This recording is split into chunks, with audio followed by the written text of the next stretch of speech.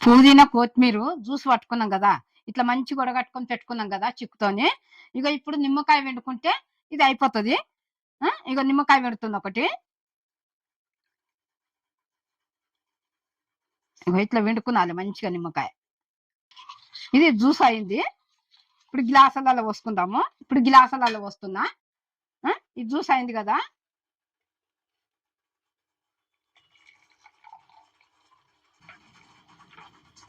ఇప్పుడు ఐస్ గడ్డ గూడా యేసుకుందాం కొంచెం.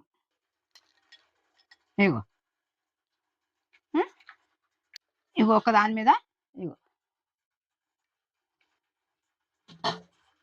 కొత్తిమీర ఒక దాని మీద, పుదీనా ఒక దాని మీద. ఇది దేనికి మంచిదంటే కంటి చూపు, హ్మ్. కడుపు ఉబ్బసం అయితే, మనం తోలు అంతా ఇట్లా ముదురుకొస్తే ఇది అన్నిటికి మంచిది. ఎండుగలంలో ఇట్లా చేసుకొని తాగాలి. పిల్లలకు మనం అందరం తాగొచ్చు. ఎంత మంచిదంటే అంత మంచిది. ఆరోగ్యానికి ఉబ్బసం, గిబ్బసం అన్నీ తగ్గుతాయి. పుదీనా అంటే ఎంత ఆకలి పుడతది. ఆ! కొత్తిమీర శరీరానికి మంచిది. ఇట్లా మీరు గూడా చేసుకోండి. చూడండి. ఇప్పుడు మనం తాగి చూద్దాము. లైక్ జేయండి. ఆ!